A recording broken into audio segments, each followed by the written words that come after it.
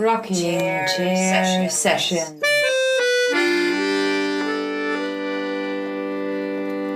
With Elisa Di Battista, Maria Teresa Barber.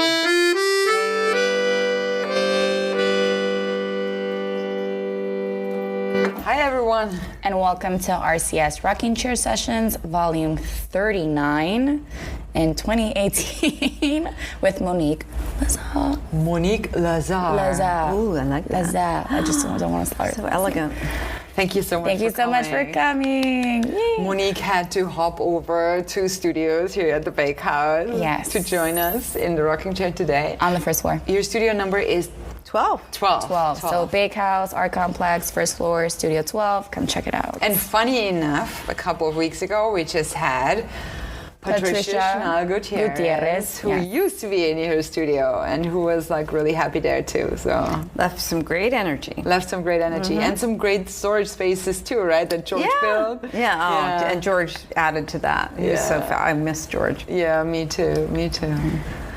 Alrighty, well, Monique, we where do we start? Do we start with the beginning or the present? Where do you want to start? It sounds like you wanted to start in the beginning. I think that's good. That's a good idea. Yeah. When did you first pick up the brush? No, where were you born? Okay. We'll go, Maria. Maybe in the woods. Let's talk about California. San Francisco, California. I'm native, born and raised. I'm so jealous. California girl. Oh my God. Through. I was always. I mean, you know, I've heard this line from some of your other interviews where you get your first set of. I got a huge set of watercolor. I mean, it was like giganimous. From my uncle Ray, who was an artist. He taught at the Art Institute. Nice. San Francisco Art Institute. And he has his murals at the Coit Tower in San Francisco. Which I've seen. Yeah. And I think they've, I have to go back this summer because they have been restored. Yeah. Have you seen them? I'm not sure if it was already completely finished, but I saw it during the restoration. It's been years since I have to go see it. Yeah. So that was my first. I was 10, but it's not that I hadn't painted or drawn because we pick up crayons and everybody does that. But I just never stopped. And I remember the feeling getting that. I mean, it's almost as big as this table. So it was a large professional watercolor set. Not too shabby. Your uncle's like a muralist. And your uncle also worked for the WPA, right? Yeah, those were the mural. The mural project. That was the mural that you did at the Coit Tower. Yes.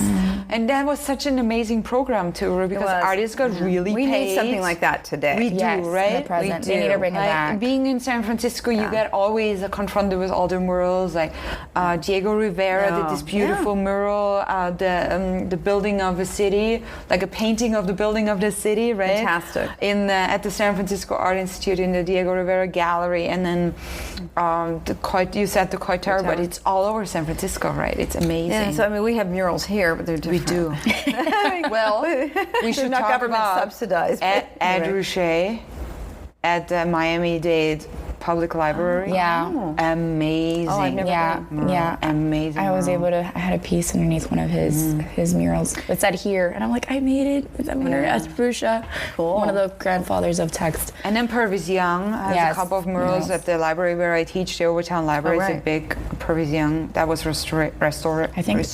What do we have outside the Bakehouse? We have a mural as well. Also Purvis Young. Yeah. But that's flaking off. Yeah, it has been restored. But I mean, that's a really special influence that your uncle was like. And he taught at the San Francisco Art Institute. Yes, he did.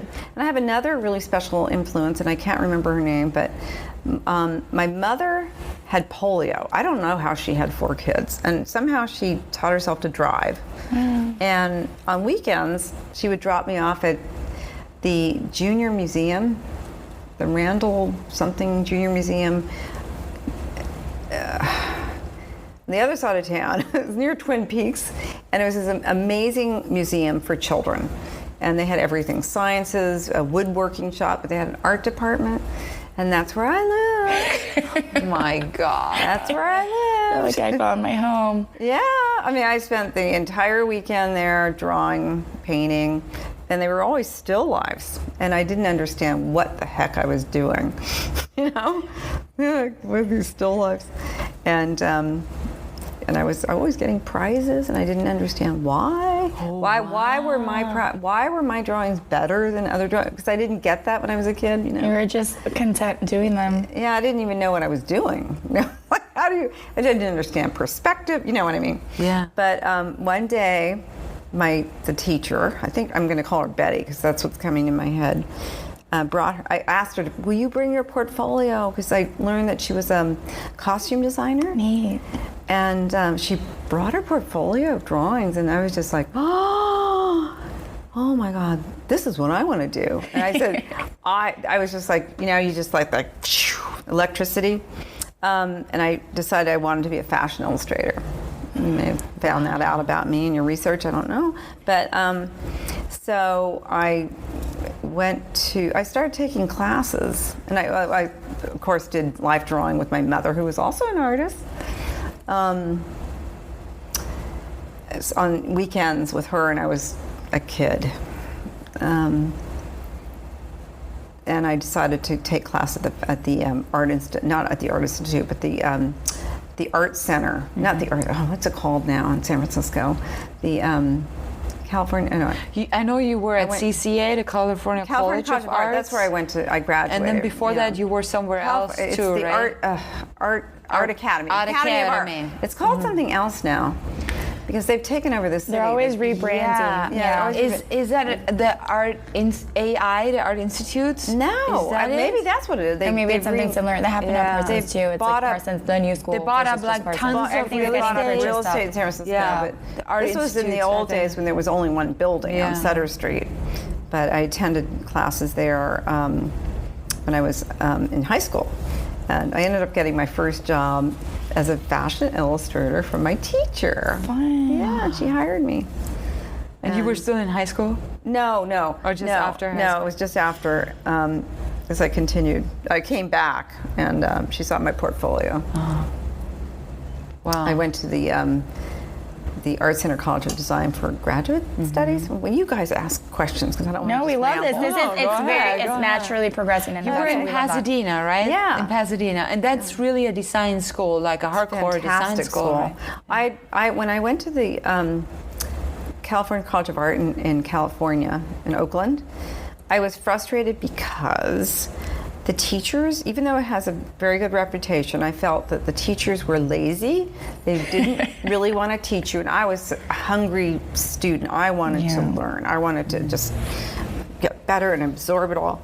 And I said, I was frustrated, and so I wanted more. And I went down to visit the the Art Center College of Design, because I heard about it and how fabulous it was. And I was just like, oh my God, I have to go to school here. Mm-hmm. And I applied and I got in. Nice. Oh, the place is amazing. And it's up on a hill, right? Oh, it's a big, it looks like a Darth Vader bridge. It's all dark, and it spans the width of a canyon. Oh, beautiful. In Pasadena, over the Rose Bowl. And then it's up. Oh, it's fantastic. Like a beacon. Ooh. I don't know how I managed without a car, because I rented with a bunch of students at the bottom, and I rode my bicycle up the hill with all my stuff. I don't know how I did that. How did I do that? I was like E.T.? I don't know. You got a nice workout every day. Yeah, I don't know how I did it. biked all over San Francisco during art school. Yeah, I was right. Like, well, see, you just do it. You just do it. I was carrying. But how did I bungee cord my things on? I don't know. Anyway. One day I had a TV that I bought for an installation. Like a bike? And I was biking with a TV through the dog patch of San Francisco. Oh, like, it was nuts, traffic and everything. It was like going down the hills. I don't know, did I buy it like close to the Mission and I had to go to the dog patch or something? It was crazy. But you do things like that. You do. You don't even think about it. No, it's not. Yeah. It's just what you do. I know. Mm-hmm. That's why I shouldn't criticize my young daughter. Who rides her bike as well, I'm sure. She's 23. She does what 23-year-olds do. Like riding bikes in precarious situations, right? Oh, Pasadena. How was it for you to leave San Francisco? Like, I was so excited. You were excited. I was You were so ready to excited. go. Oh my God! I was all about art and learning and just like the passion of this amazing school and imagine what what I can get out of it. And the challenges, it seems like you wanted to be challenged, not just... I did want to be challenged. I wanted to be pushed to the limit, and they did. You did all-nighters all the time. I used to take naps, and I discovered this like little room on the corridor that was like a little room with a single bed, and you close the door, and I learned how to take like a 10-minute nap, and from my color theory teacher, I learned how to completely regenerate your rods and cones in your eye by doing this, like thinking about black velvet, and your eyes would just like go back in their sockets, and it stretches your muscles in your eyes, and totally just like doing yoga, but for the eyes, because you're so burned out, and it works. So I used to do these like 10-minute naps, and then okay, off to class. Another 24 hours. Another 24 hours. Wow. And was that in Pasadena? Was that already very specific to like fashion? I was an illustration major, and my drawings were very fashion-y looking. Still have some of them. Remember pounding the pavement in New York, looking for a job, and like in the old days, that was before digital, and I had full-size renderings mounted on illustration boards. So it was so heavy. I mean, my portfolio was this big. It was like, it's insane. 40 pounds. Ugh. When did that happen? Yeah, that move, that you were like, yeah, I'm done with California. I want to go to... I did a lot before then. I worked at my first job at the Liberty House, which was a department store chain, which doesn't exist anymore, but in the old days, they're all practically gone. For my teacher, Justine, from the Academy of Art, San Francisco, who hired me. And I segued. Oh my God, this is a part of me you don't know, probably. This is great. Like the adventurous free spirit, which my mother was the big influence, and my grandmother, she said, you're a free spirit, just follow your spirit. So I had my dream job of being a fashion illustrator on staff. And one day I'm checking out the ads, like our illustrations, our ads from the fashion illustrations that I did. I noticed an article in the San Francisco Chronicle that said, hike across the nation to stop world hunger. This is like, I think on the front page, and I go, I've got to do this. I have got to do this. Oh my God, I quit my job. Great. This is so San Francisco too, right? Oh, yeah, I can't believe it. It's like, I'm really. And my boss said, okay, you realize that you're not coming back if you quit your job. It's like, I've got to do this. When you're young, you just don't even realize these things. It's like, if in retrospect, but I thought about it before my interview, thinking, if I'd stayed there, I was like, would I really have been in a better place? I don't think so. Because when I look at the way the renderings were, I would not have wanted to stay in that spot. They were doing this certain type of work, and fine, I did it, and I was more interested in this adventure and helping to stop, end world hunger.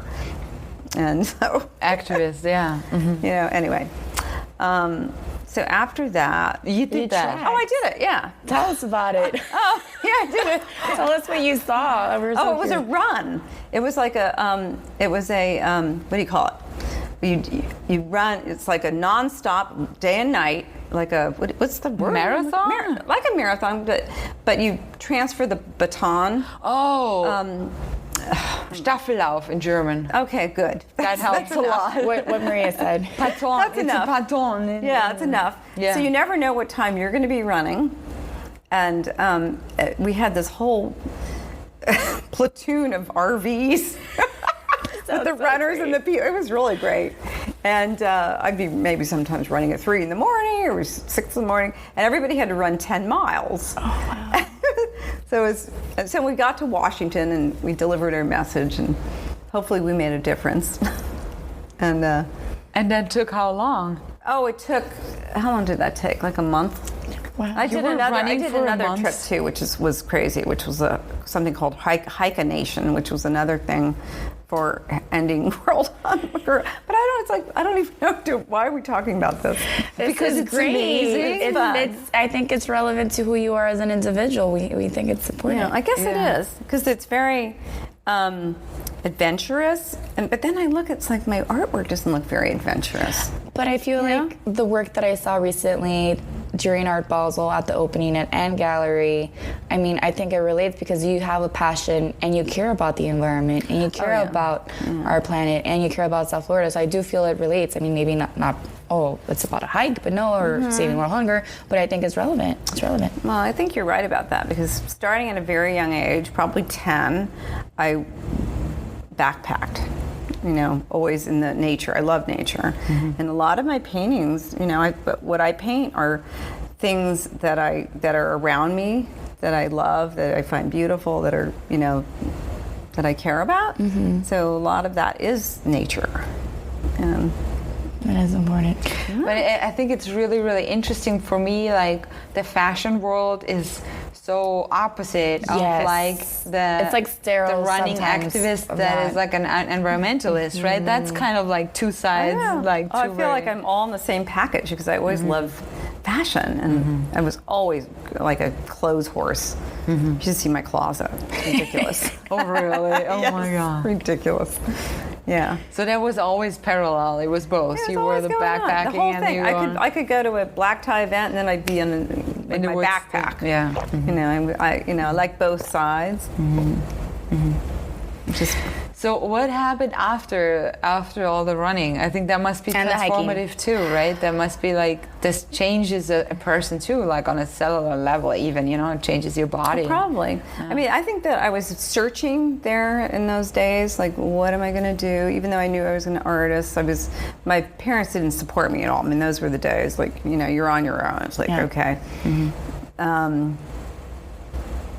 I did that. I think I even got a job in retail, and then I was hired as an art director for this local little newspaper called the Nob Hill Gazette in San Francisco. Do you remember it? Do you know it? The Nob I Hill don't Gazette? know. I don't know. Oh, yeah, it's like I know. I mean, I know the neighborhood, but okay. Well, it's sort of a social newspaper.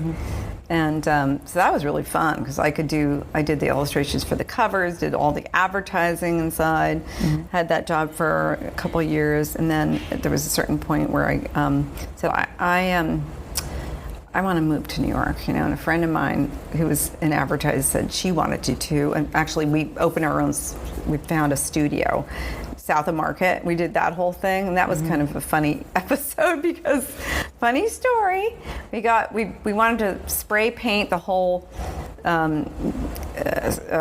warehouse kind of space, and we got paint and suits that you wear so you don't inhale, and the whole respirator and the whole thing. Then our spray gun kept getting clogged. Oh no. It was just like you'd have to take your suit off, like, oh, what the hell is going on? Well, at the end of the day, we figured out that we were using water and it was oil paint. Somehow we got it done, though. It's like hilarious. We laugh to this day. It's so funny. Yeah. And so you were up there. Did you just hit the ground running with your portfolio, which I know they're pretty heavy with everything being on map boards. Where did you go? What places did you go? I was really lucky, actually. Before I went, somehow I think some sort of guardian angel, I was invited to go to the Bohemian Grove the first day that women were ever invited. And do you know what the Bohemian? No. The Bohemian Grove is this man's club. It's in the. Oh, this is where. Presidents go, Henry Kissinger, all the leaders and the shakers of the world.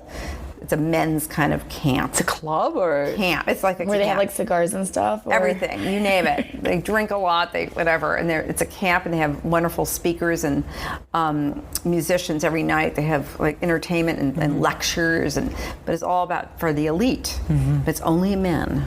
like the very first day that women were allowed to go, I got an invitation. And I went there, and I met this woman who was from New York, and she was in the fashion world. Perfect. She took me under her wing, and she said, you're moving to New York? I'm going to set you up. I'm going to give you all the names of all the people you need to see and meet, and da-da-da.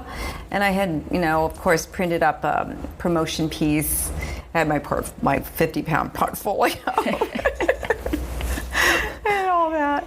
And, I was living on the couch of my friend from San Francisco, her pull-out couch, and mailing out my mailers and on the phone, trying to get appointments and seeing people. And there was an event coming up that my friend said, you have to go to this party because Grace Mirabella is going to be there.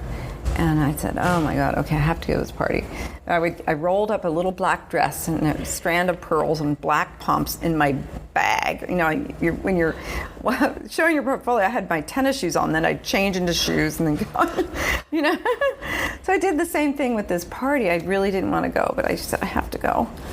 And so I ended up getting a job with Fairchild Publications. And I not only that, but I met my husband at this party. No way. So I got the job. You got the job and you got the guy. This is so But I great. wasn't planning. Wow. I wasn't planning any of that, right? And we're still together today. That's beautiful. Yeah. So. Wow. But at a certain point, you're not asking any questions. No, this is great. This is so fluid. You make it easy. I'm sending you the questions with my mind. Next question. How did it happen? I don't even know if I'm sequential here in the time. Yeah, you are pretty much. Okay. So I worked for about 20 years in advertising and commercial art between San Francisco, New York, and then we moved to Telluride, Colorado. At a certain point, we got tired after 8 years of living in New York. And then there was a little sequel there where we moved to the Berkshires, and I worked for an advertising agency. You don't need all the details because it's just commercial art time. But what did you do during that commercial? Do you feel like you were still exploring nature on the side? Like even though you weren't painting it, were you at least drawing hiking. your fashion? You were still hiking, cycling. I had a beautiful garden. Yeah, definitely. And what did you do, like when you say like you was it a magazine usually that we were working? Yeah, it was a magazine, a trade publication. It was a fashion publication. They're called Women's Wear. No, I did some fashion illustration for Women's Wear Daily, but it was Daily News Record, which was the equivalent for men. Oh, okay. And it was a lot of work, but a lot of fun. Because I was in my 20s, my late 20s. Yeah, I was 28 when I moved to New York. It was just fun, fast-paced, and fashion and things that you love. Deadlines. And was it already on computers or what? No, this was before computers. Right? It was like yes, you're right. We had to cut. You got the copy from the copywriters, and you had to guesstimate. You kind of did a quick mathematical equation of how much body copy there is, and you do the layout, and nothing was on. It was all done by hand. Yeah. Everything, and you had to sort of dummy up what it was going to look like. And then you did the photo shoots, you would choose the photographers, the models, all that. It was fun. You did all of that too? Yeah, it was fun. It was really fun. And so you got to know a lot of photographers too? Yeah, I did. And we got free clothing too. That was the best. It's like samples and all that stuff.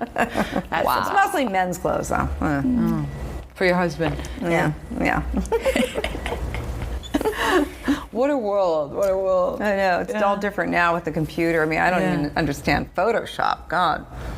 Did you ever transition to the computers then, or did you already I did. You still had to do the transition? I did when I moved to Telluride, Colorado. We moved to Telluride, Colorado. We went on a ski trip. And that winter, there was no snow. We were in Aspen. Whoa. It was so pretty. And so I said to my husband, why don't we go to Telluride? Because that was when I hiked across the nation, the Hike a Nation thing. Yes. I didn't really talk about that trip. That was the other one that I did. I hiked from California to Colorado. I didn't go all the way to Washington, but that was 1,000 miles. That's a lot, yeah. Backpacking. And I hiked to Telluride. And so I said, you will love this place. And we drove there from Aspen. He's like, fell in love with it because we have to move. Oh. We have to move. This is when you were living in New York, and then you guys moved to Colorado. It's like, enough of this Nature. war zone. Yeah. Back to nature. This place is the most beautiful place on earth. Did you have children already at the time? No. I did the career thing first. I was 40 before I had my daughter.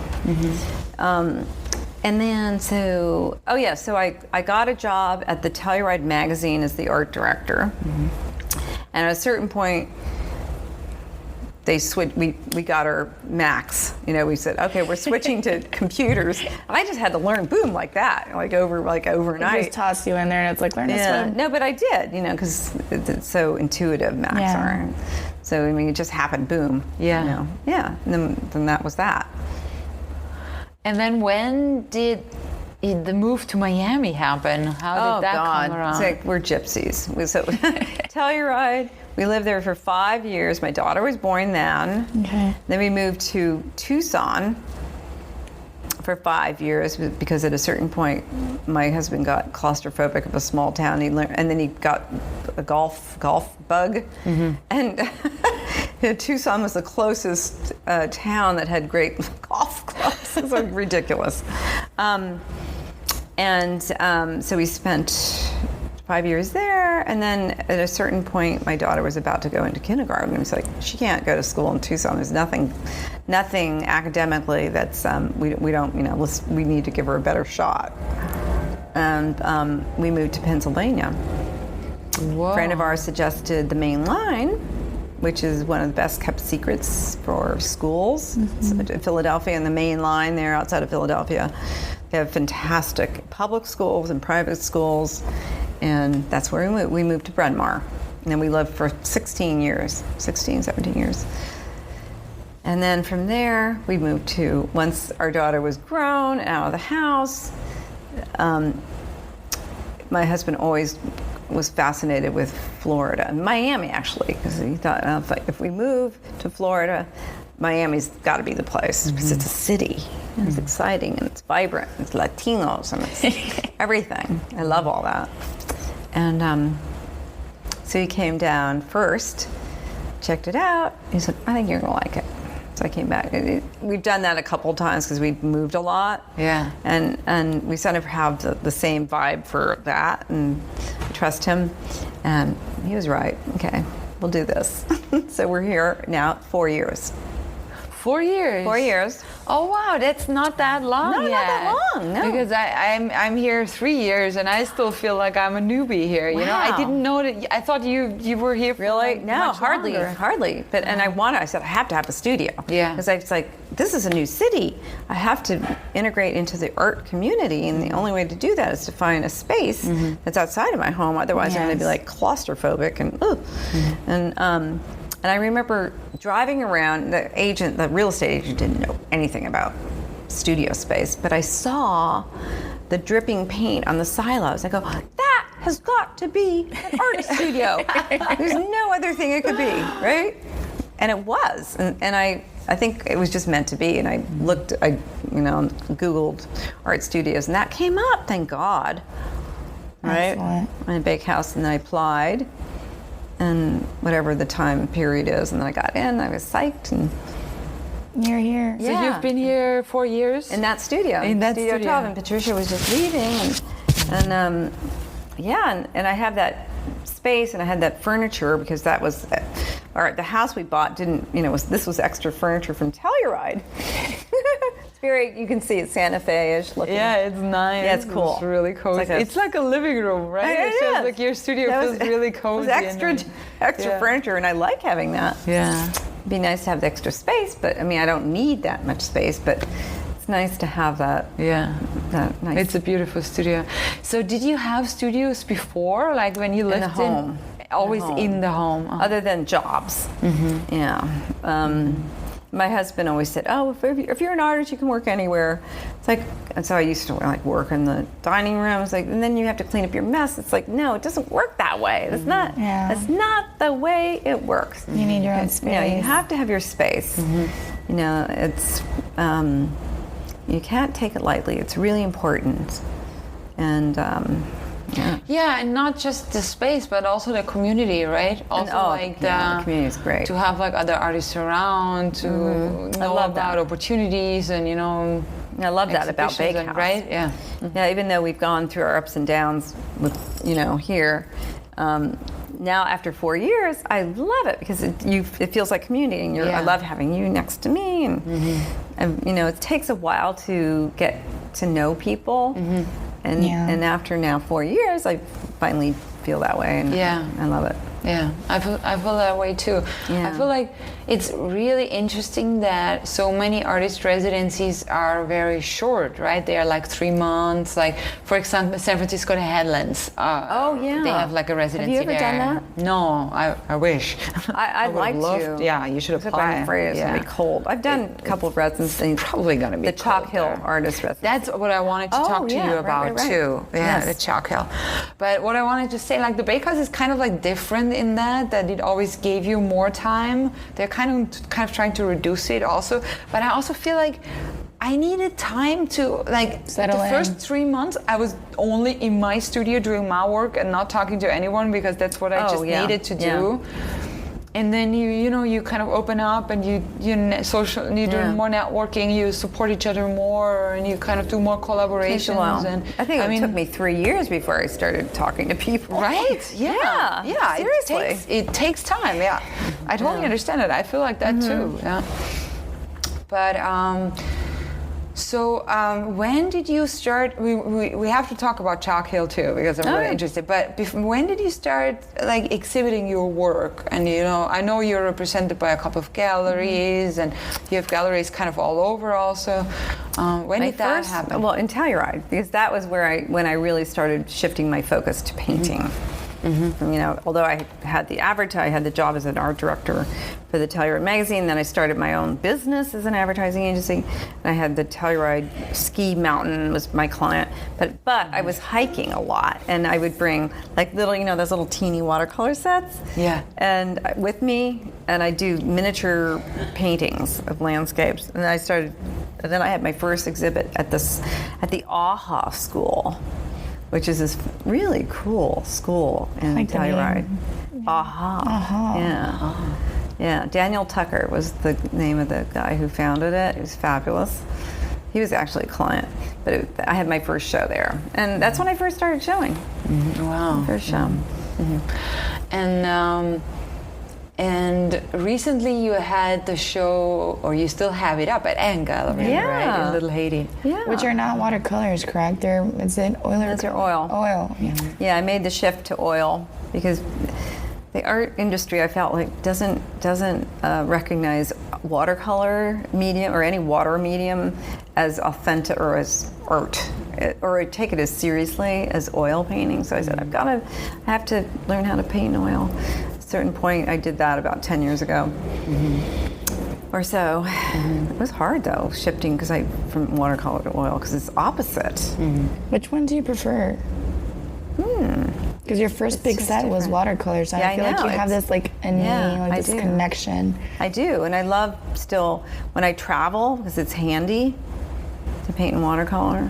Yeah, I could picture you doing your studies in watercolor and then eventually having to think, like you say, in the reverse, and then having to do them in oil. I want to do more. Like the masters. Well, I often do when like figure drawing sessions.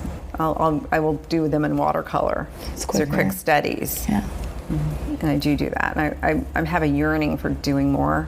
I'm missing it. I'm missing it. There's something about watercolor is really, you can't really make mistakes. It's kind of like, it's not really forgiving, right? Oh, look at what Monique is saying. Isn't it? I mean, with watercolors, it's kind of like if you can make big boo-boos in watercolor. It's oil. It's the opposite. Oil, you can paint it out. Yeah, exactly. You can learn how to Conceal and layer. Undo your mistakes in watercolor. In watercolor, you can? You can, but it But takes then the a while. paper is kind of like... Well, if you got to use good paper. gotta I use think you always have to use the best possible quality of everything. Yeah. Brushes, paper, canvas, you name it, everything. Paint makes a big difference in the outcome, I think, of your expression. Your piece. But watercolor has something really special. I mean, it's also the immediacy. Yeah. And There's the also an excitement. translucency. The translucency, and it's something... Water flowy. The water, the element. Yeah. There's have still the an element, unknown. so- Like I think you could still imagine what you think it's going to look like, and then there's always some element of surprise that you're just you didn't think you expect. can control it, but hey, guess what? Yeah. There's something about the beauty. that with oil paint you really, you control much more than with watercolor. I feel like, in a way, right? It's like... Yeah, it depends. Because you can use all kinds of medium with your oil and be experimental, or just do really drippy things with solvent. It can be sort of similar if you allow yourself to and combine it with the water, like a drippy thing, and then go in with more tight on the top of it. You know what I'm saying? Yeah. Well, I'm curious to know, do you ever, now that you're working predominantly in your studio as focusing more on towards the fine arts with the oil paint, do you ever find yourself drawn or craving that more, commercial, industrial, the art director / having the designs? And do you ever see yourself going towards I want to do a sketch or just practice? Is that more of the figure drawing you're speaking of, or do you think of more of the fashion? Do you ever miss that? I don't miss that. No, because I have to put clothes on every day. So I got that element taken care of. You're like, check. But I love going out to paint plein air. So I still have that element of nature that in fact, I might go paint tomorrow outside because the weather's getting really good. And Jacqueline Roach and myself have started the Miami plein air group, which we really need to do more with. Because we researched it, and there's no Miami plein air. That's strange. Isn't it strange? But I love the fact that you've gotten together with another artist to commence that. I mean, I think, hopefully the listeners, if you're interested in on plein air, I mean, I think it'd be a great opportunity. Or do you have some way for others to contact you or know about when you have these events, etc.? Well, we haven't launched it yet. Okay. We have to do. We really need to just create a meetup group. Okay. We have a website. Excellent. But we need to create a meetup group. We were waiting for the the hot weather to go to pass, and then now's the perfect time. Yeah. Now the holidays. Now the hurricanes are over. so that will be happening. In addition to the Salvador and I are, trying to get the figure drawing and painting sessions here at Bakehouse and using Wasn't the that classroom. supposed to come back? That'd be great. It was We supposed used to happen eons ago, and it just hasn't. No, it'd be lovely. People will come. And they will come. There was a whole group at the Miami, the University of Miami. I've been going to on Saturdays, and they discontinued it because there's a new director in the art department. He just doesn't want to have anything to do with that. Nobody, unless you're. happens. I know it happens. So yeah, there's a whole following for sure. That's great. And the name of the website for people that might be interested in potentially looking up the plein air in Miami would be what? Miami plein air with an E at the end. PLEINAIRE. Plein air. Okay. AIRE. In French. Okay. Yeah, French. The French. So spelling. Miami plein air. And Nice. it has a Instagram page Great. as well. Okay. So I mean that's going to be going. It's going to be cooking. Well, that's exciting to have here locally. Yeah, even Yeah. people that are visiting could check it out and just say we want to go painting or watercolor or what have you. Well, I meet people all the time, so we have to get things on the schedule. There's just so much going on Is in our it lives. BYOS, like bring your own supplies? Yeah, bring your own supplies. Definitely bring your own supplies. I mean, the intention was to have it once a month in a different location, but I just go out on my own and paint. But it's nice to have other colleagues Yeah. and feed off each other. And Yeah, and it's so great that Jackie and you are also showing in the art gallery Yeah, the together, art right? gallery, And yeah. is there a third Jenna. person? Jenna. Jenna Jenna Frame. from She has Pasadena. sculptures. Yeah, I went there on the night of the opening. Jacques was arriving, and she's like, "Oh, Jenna's across the missed you. street." Did I see you? I got there early. Okay. I was trying to get to everything early. I got there a little late. Yeah, and Jenna's across the street. I was telling her I went to go see, and she wasn't. I was like, "Oh, I gotta go to the next thing because there's so many things going on." It was nice. So yeah, Basel was crazy. But And they also took a booth at Aqua, the Anne Gallery. I know. And you were showing there as well, right? Mm-hmm. And selling a piece as well. I sold a piece and both. I was like Congratulations. psyched. Yeah. Yeah, I was like, I hardly had any work to show her. I said, she called me. She said, "Oh, I emailed you in August." Like, oh my gosh. Must check. persistent. Check. Must check emails. I said, I really don't have any work for you because I have this, this show at the Ocean Reef Club, and I have almost 30 paintings in. I was like, well, you can come to my studio. Did Where you just is say the 30? Ocean Reef Club? It's Ocean Reef Club is like a very exclusive club, like the Bohemian Grove. You're like always with the exclusive. You're like, oh, let me people, tell yeah. you. Like, don't you know? Let me. Obviously, we're not a part of the. We're not cool. Make us cool. You bring the little black dress, Yes. roll it Right, over it's the- that kind of place. It's that kind of place. And so no, I have a show of 20. I have 27 paintings Oh, it's there. amazing. You're kidding me. No, I'm not kidding you. Where is that incredible. place? Ocean Reef Club is in, I want to say Isla Morada. It's in Key Largo.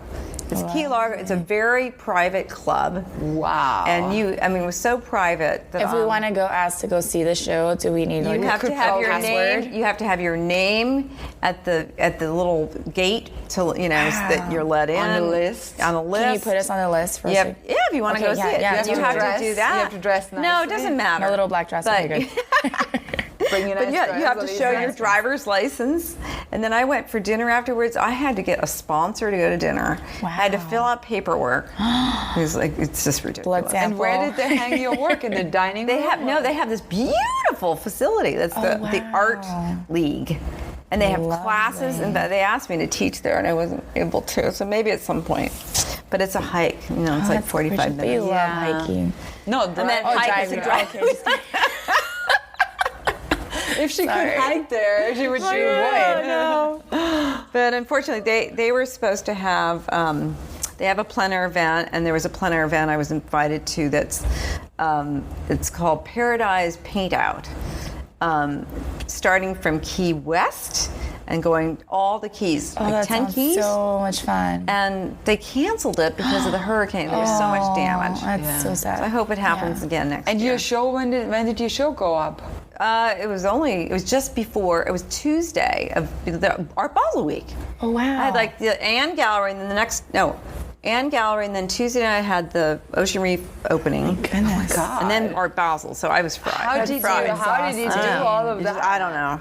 You just go through it, right? And then you take 2 days off. Coffee. I don't drink coffee. Oh, no, what do you No, drink? Wine. Wine. well, at the end of the day, wine. I drink herbal tea. Okay. I decided I don't need the. The caffeine. But yeah. that's a It gives me big heartburn. thing. I mean, especially at this time. How I know. long is the show going to be up in In a month? Nice. Yeah.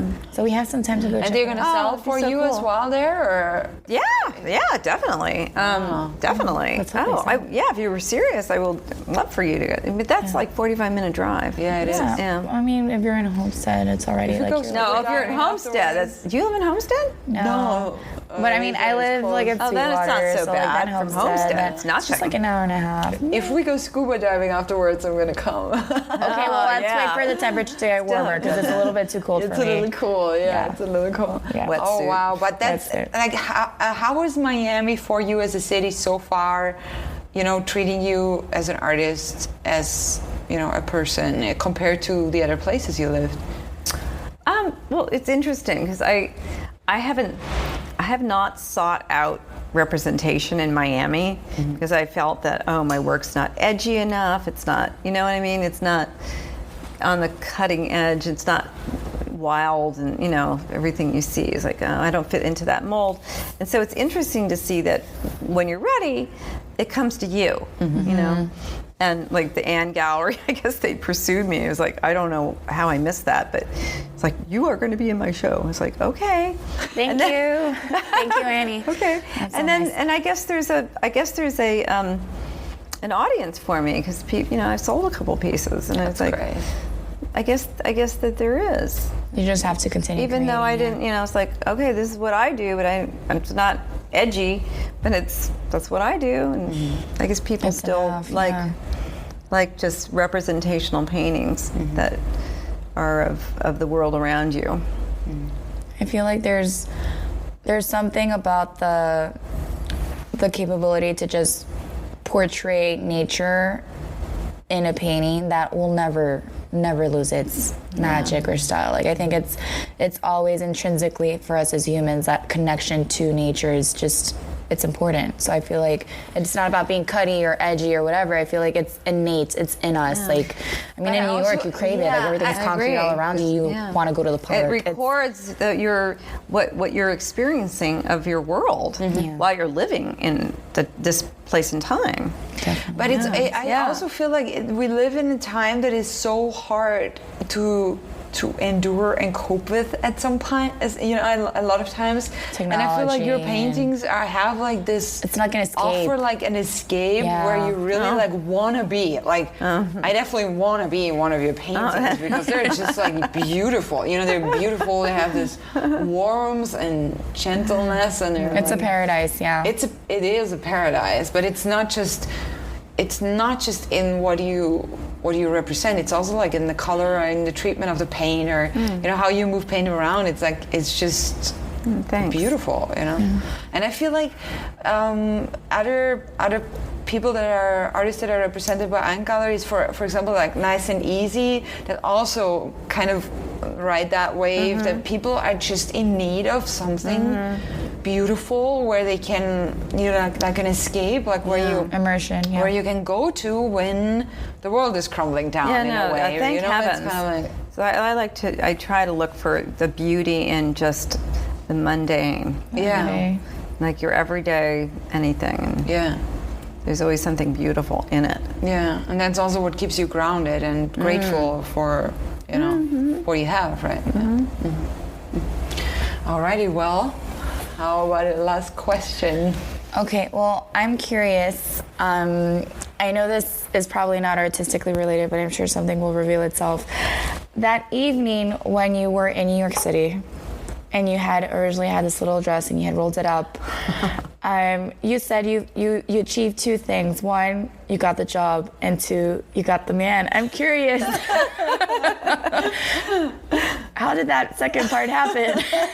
Oh my God, it was trippy because my husband Sidney was the man, and he happened to be oh my God, he was dating the hostess. Oh, I know. Stop! This is fabulous. I knew it was good. I knew Okay, it. we can edit that out, I guess. No, this is great. This is great. Please continue. No, but he's 20 years older than I am. It's like all of a sudden, here's this man that's like so interested in me, like, and he sat next to me and he talked for 2 or 3 hours. It was just like, he asked me everything about me. Normally men don't ask you about yourself. Especially in New York. No, they want to brag about their, Yes. flaunt their, Whatever. achievements. Exactly. And it's funny because now that I know him, I've learned that, his secret, like, I know the way to get a girl. It's through the ear. It's through the ear, right? Oh my God. Through the ear. All you have to do is listen to her. Oh. So funny. Through the ear. Oh my God, yeah. Well, he was a journalist, so he certainly knows how to interview. And listen. He did a good interview with you that night. He was interviewing me. Oh, wow. Gave me the rocking chair session of my life. In New York. Oh my God. That was a good story. All right. Yeah. Well, I loved it. Maria's question, her turn. my Thank you for final indulging question, me. as you know, you've been sitting in a magical rocking chair all this time, and it grants you 3 wishes. you can wish for anything, but you have to say it out loud so it comes true. So what would your 3 wishes be? Oh my God. Okay, no, I could think about this today. Yeah. One would be if the world could rewind, or if you could set the reset button on the world and stop it from destroying itself. And the corruption, the people, just I don't like the direction it's going in, and it's heading in that direction. If I could stop it, this rocking chair could really do that for me, I would love that. Number 1. Power to the rocking chair. Power. Yeah. And number 2, to have health and happiness for myself and my family as long as possible. Oh God, number 3, I have one more. To be able to realize my full potential as an artist and be risky and just allow myself to go where it takes me. I have no idea where that is, but That's so exciting. Do you have any residencies planned? Because I know Chalk Hill. No, I haven't applied. I don't know when the residency deadline is. My husband doesn't like when I do that because I disappear for a month. Yeah, I know. So no, but what's the one? The Marin Headlands. That's Headlands. Headlands. The Marin Headlands. That would be a good one. I think it would be great for you. And I know we've said this before, Airy, the Everglades Yes, residency. you'd be great for that. Oh, You're right here in Florida. Fantastic for you. Oh. Should not be that far away, so he could come and visit. Yeah, or the one. Yeah, That's in the okay. I'm Everglades. going to come to you and to get that written down. Yeah. Airy, It's called Airy, IE. A-I-R-I-E. Just like the spelling of your word. And Deborah is the director. Yeah, why not? She would be. That You actually go there and live there? Yeah, you live. It's in the Everglades, right? You have an Lots of apartment mosquitoes. there. You get to should pick the choose- season. Yeah. You should choose your Right, otherwise month it's vitamin wisely. B12 shot. It's 1 month, and they do exhibitions there. They do performances there. It's a beautiful. No, I've program. heard about it too from somebody I met. Yeah. But even just get on the mailing list and go to a couple of, Do you Maybe go even to some of the exhibits and Yeah. shows? Maybe in the Deering Estate one, you could try to. Right. Well, Jackie Gopi has that residency now, and I think I might be painting her with her this weekend. And so, I mean, that's right there. Heavens. Well, I'm actually going to be doing. Might as well mention this. Yes, mention it, please. The Deering Estate is going to be hosting the Decorator Showcase next year in 2018. And I was invited to be the artist. There's a designer who's decorating the ballroom, the big, like the fantastic room. Been there, and she invited me to be the artist to show my paintings on the wall. Wow. That's pretty cool. Congratulations. I know. Wow. And That'll be like around 1 month, do you think? it should be up for at least a month. Is that what you said? Is that going to be in the summer, right? No, it's going to be, I think, April. Okay, that's not too far away. So I need to go paint. The Deering gotta go Estate. paint, yeah. I haven't painted the Deering Estate yet, so I should at least have a few. Yeah. So I have the Biltmore. I love painting there, and anyway, the beautiful historic buildings around Miami. That's really great. And we're excited for this new project, Miami on Plein Air or Miami Plein Air? Miami Plein Air. Miami Plein Air. I think it's important for us to have, you're becoming a community organizer for people to relive in this beautiful city, take advantage. So I think that's great. And come together also. Come together. Yeah, Well, community. it's not going to take that much to launch it. It's just the hurricane got in the way. Yeah. Yeah, I mean, a we lot were of all set to go, and then Yeah, you have Summer. to recover from that too. All right. Well, thank you so much, lady. Monique. That was so much fun. Yes, Thanks it goes for by so coming. fast. I want a second interview. Thanks for you guys to check in with us again and to listen Volume to our 39, rocking chair I know. session. And we're going to be back next week with a new For the 40th. artist for the 40th. Okay, bye y'all. Bye, guys. Bye. Bye.